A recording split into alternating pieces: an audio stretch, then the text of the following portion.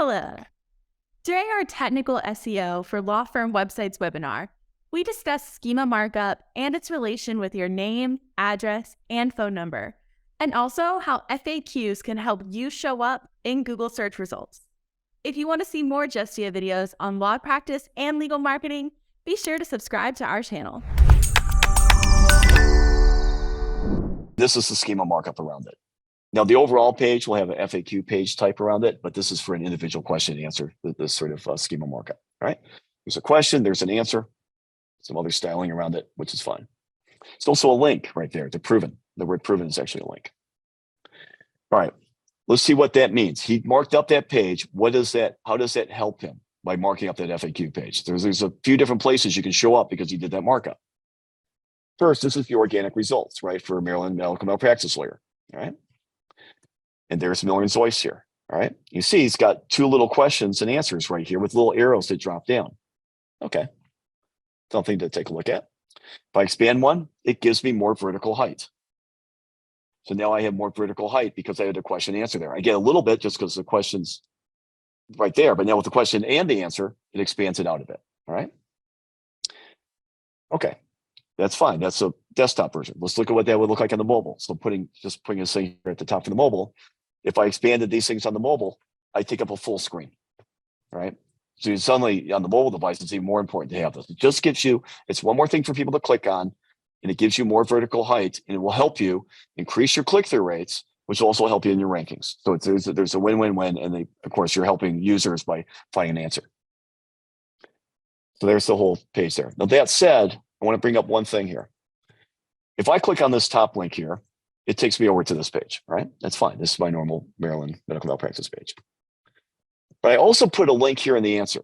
And I would encourage everyone, for every answer you have, try to put one link into that first sentence or two of the answer. Normally in the first sentence, if possible. Because one, you're going to get another link here, which in this case goes to a slightly different page. It could go onto the same page.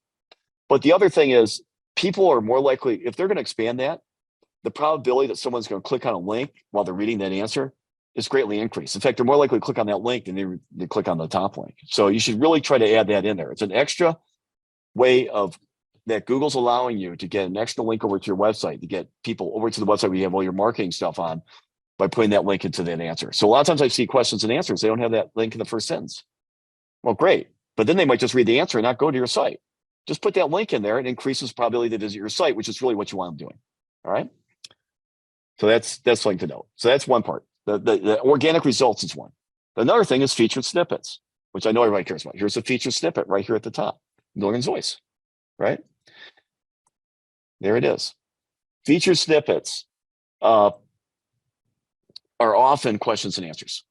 So having questions and answers for featured snippets is a pretty big win. So it's another bite that you get. You don't have to have a question and answer for a featured snippet, but Google seems to favor them. And having the markup helps Google determine the question and answer, and it's going to help you with featured snippets. There it is. I click on it. This actually takes me to the part of the page when I clicked on it that the answer came from. All right. So it's something in that it's additional sort of bite at the apple that you're getting from an FAQ markup. And the final one, of course, is the people also ask section, right? Here it is. I expand this one out. Again, another one for Miller and Zoyce. You know, it's the same markup they did on all these different questions and answers. I'm just showing you 3 different places they came. And there you go. There it is. See, that takes you to the page. All right. Here's the thing. You could do FAQs. You might get without doing any of the schema markup, you might still show up as a featured snippet. You might still show up in the people also ask, right? I see non-schema marked up stuff showing up as featured snippets and people also ask. I think you increase your probability you'll be in one of those two, especially if your question and answer is lower on the page, not at the top of the page. But it's not a necessity. But for getting into the organic results, getting more vertical height, that's where I think you have to have the FAQ markup on it. I do not see anyone showing up with those extra questions and answers without using the schema markup on the organic results. But that said, it's a good idea to do for everything. It will help with everything. So I would go ahead and do it for all things. All right. Final thing here is breadcrumbs. You know, again, the search schema.org and the Google Search Console. Breadcrumbs are this, right? It's just helping Google understand what the hierarchy of your site is. That's all it is. You know, there's other ways to do it. Here's the markup. No big deal. Your breadcrumbs can also sometimes show up here in the organic results. But it's really, you're just trying to help Google understand the hierarchy. If you don't do it, they'll probably still figure it out, but make it easy. And I showed previously on the link webinar that your hierarchy can actually help your parent pages. So the children pages actually help the parent pages, but it helps for you to explain to Google what's a child page and what's a parent page.